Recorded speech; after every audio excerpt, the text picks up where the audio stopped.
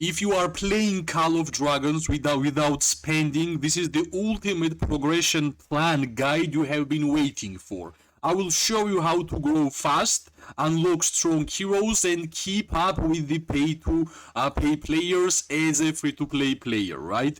We're gonna have step by step guide, step by step tips and tricks which will help you to at least keep up with the players who already unlocked tier 5 troops and so on, right? I have played this game for 900 days. I have not spent from my own pocket a single dollar in this game, and somehow I managed to get quite a good amount of merits in every single KVK, right? And yeah, we can easily move through the most important steps, right? First of all, focus on the right events, right? Main idea of this topic is that events are the engine of the free-to-play growth, right? For example, if we're gonna speak about regarding artifacts, we know that artifact compendium, which is available at the every single KVK, at the end of the every single KVK, where you can actually acquire two legendary artifacts for 30k gems. That's, in my opinion, the highest value you can actually get for the artifacts, right? The second, in terms of heroes, there is Lucky Spins event and there is Wheel of Destiny, right? For free-to-play players, especially for the beginners, I would not really suggest to go for the lucky spins. I would suggest for waiting for Wheel of Destiny when it's available, and Wheel of Destiny is available every single start of the KVK. So for Artifact Compendium is the end of the KVK, and Wheel of Destiny is the start of the KVK. And during the Wheel of Destiny, right now it's a custom wheel, so you can choose which heroes you want to get, and hopefully you will get them, right? Why no lucky spins? Because at the start of the game, for the free-to-play players, treaties and arrows are more valuable than spending gems on heroes, right? When your rally drum is 25 and your watchtower is 25, of course you are going to spend your gems on lucky spins also, right? So we have even more events which we have to discuss, right? There is event which is called Alliance Mobilization, the event which is participated by the whole alliance. And basically, if your alliance is active, you are going to get a lot of important rewards such as legendary tokens, teleportation scrolls, speed ups, resources, and so on, right? And yeah, we should never forget one of the most important events for free-to-play players is, of course, seasonal events, right? Seasonal events is right now, for example, Candy Store, where you're gonna get the, I don't know, I think you are getting maximum amount of legendary tokens if we are comparing other events, right? Every single 3 months or 2 months, we are getting seasonal events when actually new season is starting. Right now, it's Halloween event, so basically, we are going to play Candy Store, we are going to play Bounty together, and of course, the automation raid and behemoth raids are also really, really important, right? Of course, we should never forget regarding, like, for example, Trial of Light, where you are getting basically 3 legendary tokens, 3 artifact keys, and mana and speed ups for free. I believe every single free-to-play player should clear these rewards, and also in terms of legendary tokens, one of the highest amounts you can get is Crucible of Courage, right? You're gonna get, I think, 8 or 10 legendary tokens, lot of legendary medals, a lot of gold keys, and of course some training speed-ups, right?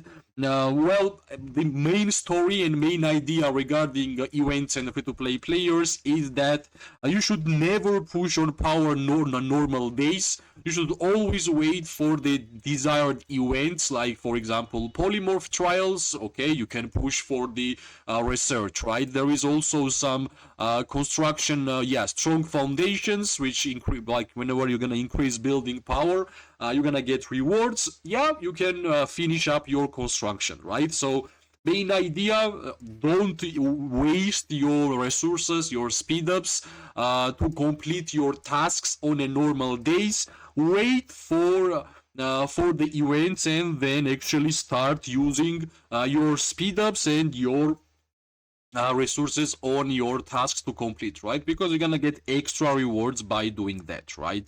Our second topic will be hero progression, and for the hero progression, I will say a lot of things, right? In my opinion, for a free-to-play player to be competing against pay-to-play players, you should focus on one troop type.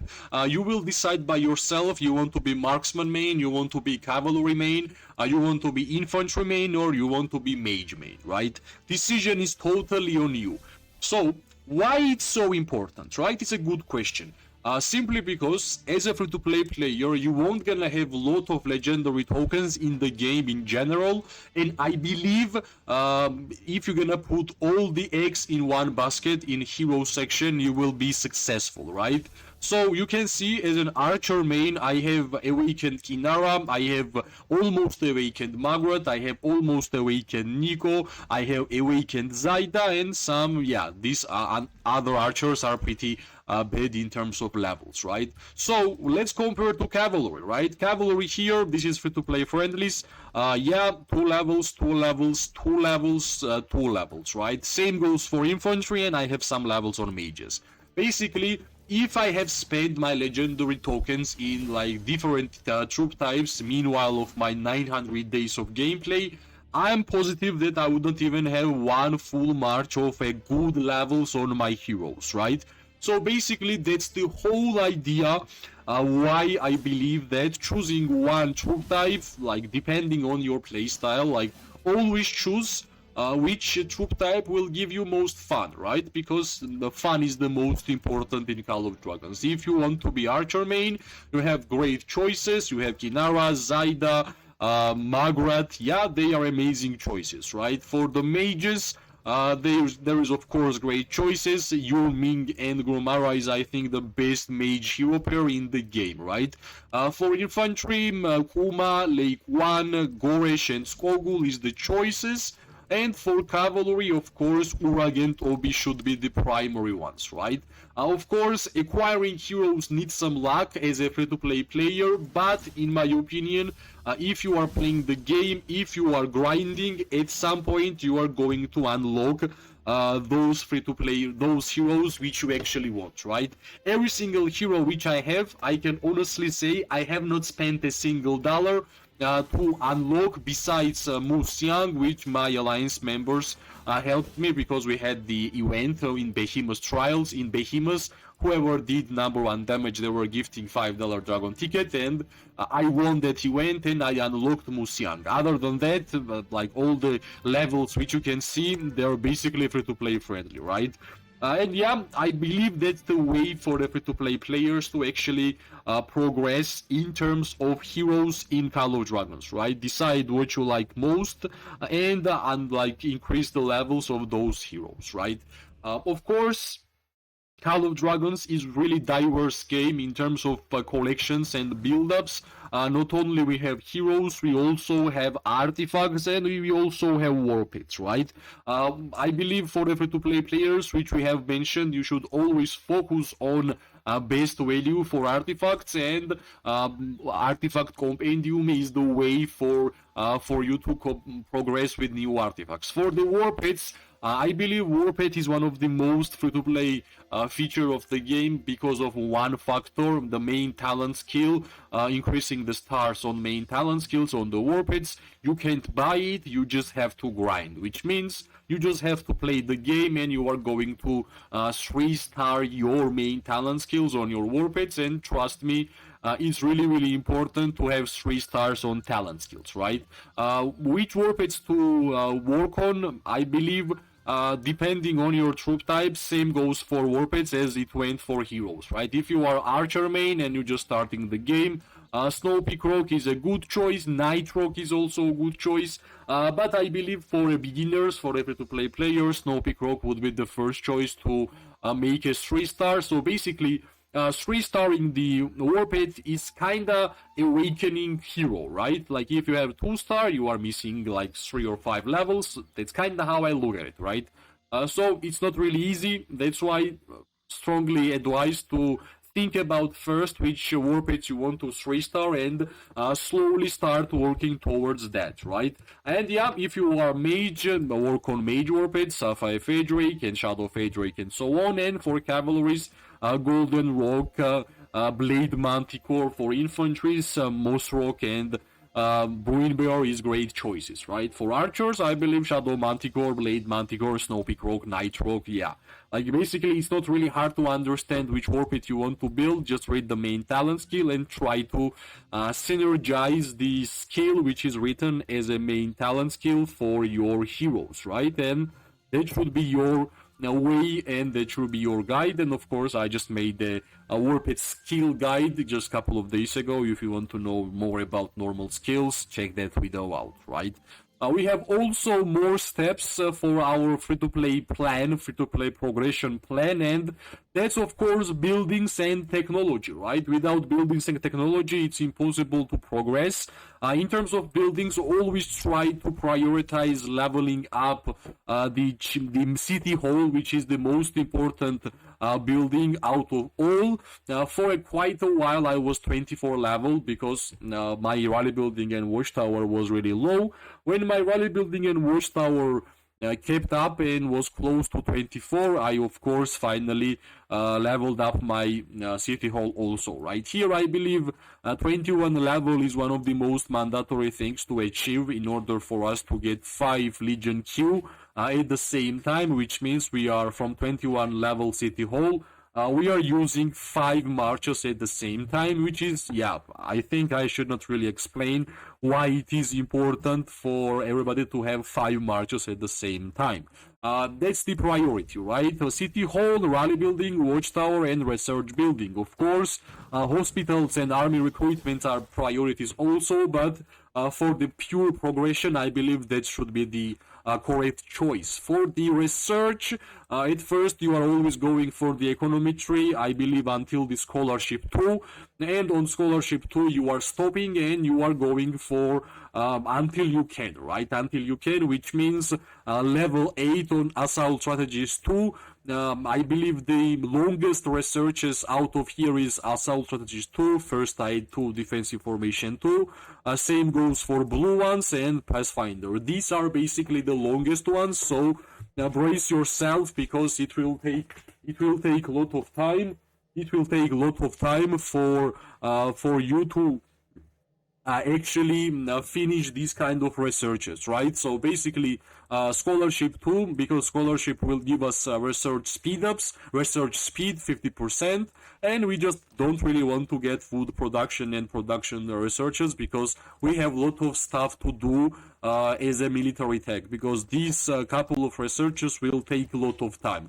Of course, meanwhile, you are doing like economy 3 until the scholarship 2, you are like unlocking all of the tier 4 troops. That's the one of the highest priorities, and when your tier 4 troops are unlocked, you have scholarship 2 and the maximum, you are starting with these huge researches which will take a lot of time, unfortunately. But here comes alliance, because with our alliance buffs and alliance territory buffs and alliance help function feature which we have in Call of Dragons, we are actually reducing a lot of time, right? So never forget that like going inside the alliance and being the active member and getting the gifts from here, like commons and rares. The rare means that whenever alliance member spend funds in the game, you are getting small chests, and commons are like a normal Call of Dragons activity, right? So basically, alliance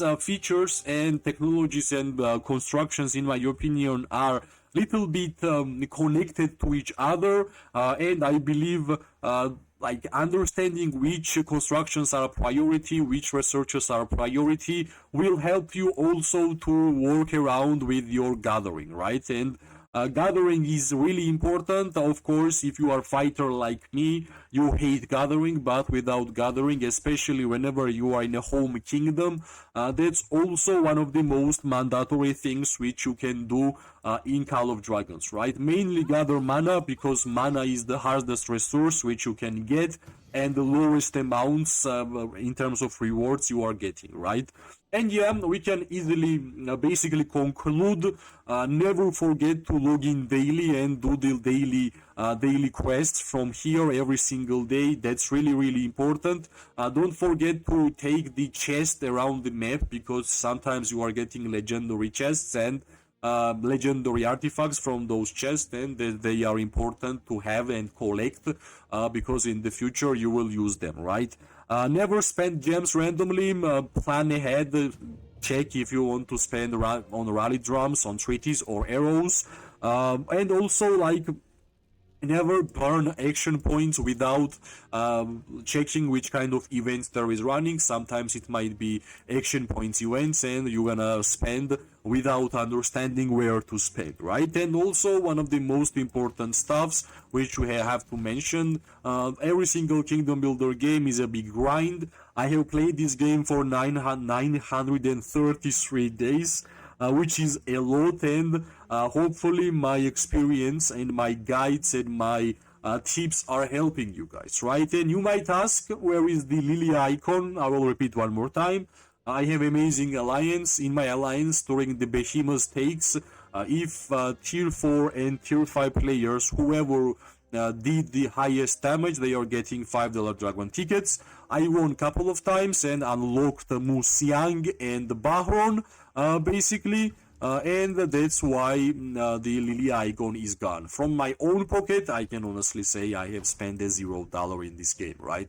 And that's why you can see a lot of free-to-play content on my channel, and you can actually see every single step which we have done on this account, on this channel, every single video about this account, right? So if you want to see what was looking like my account whenever I had 50 million power, you can actually go and check, right? So yeah, that's the beauty of videos which we have been making, right?